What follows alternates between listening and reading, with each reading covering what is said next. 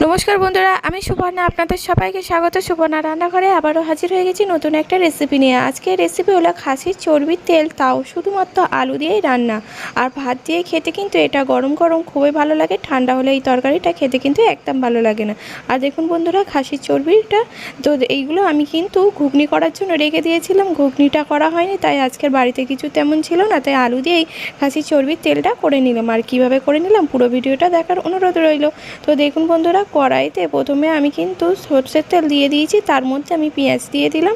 তো পেঁয়াজটা এবার লাল লাল করে ভেজে নেব।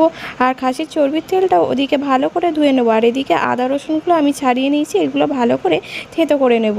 তো এবার জলে একটুখানি খাসির চর্বিটা ভিজিয়ে রেখে ভালো করে ধুয়ে নিয়েছি। আর এদিকে পেঁয়াজটাও কিন্তু ভালো করে ভাজা হয়ে গেছে, মানে খুব বেশি লাল লাল করে নয়। এবার এর মধ্যেই আমি কিন্তু দিয়ে দেবো খাসির চর্বিটা।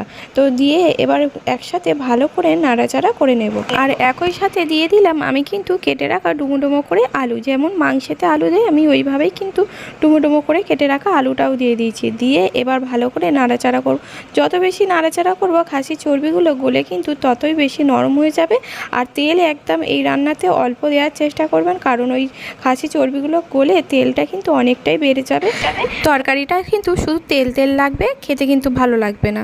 আর দেখুন বন্ধুরা, এদিকে কথা বলতে বলতে আমি থেঁতো করা আদা রসুনও দিয়ে দিয়েছি। আর এই রান্নাটা কিন্তু আমি খুবই সিম্পলভাবে করব, এর মধ্যে আমি আর অন্য কোনো মশলা দেব না।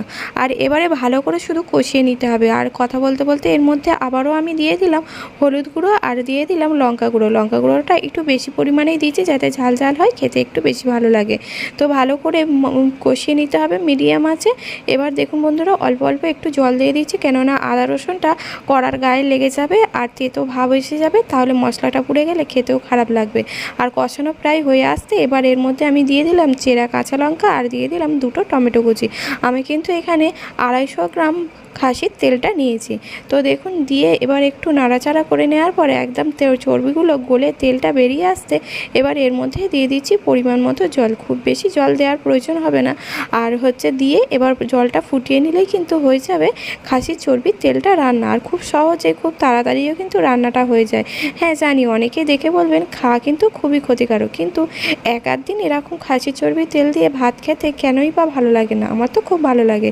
এবার লাস্টে আমি দিয়ে দিলাম নুন আর দিয়ে দিচ্ছি একটুখানি স্বাদ মতো চিনি। দিয়ে এবার ভালো করে নাড়াচাড়া করে নিলেই আর ভালো করে ফুটিয়ে আলুটা সেদ্ধ করেই নামিয়ে নিলেই হয়ে যাবে খাসির চর্বির তেলে রান্না।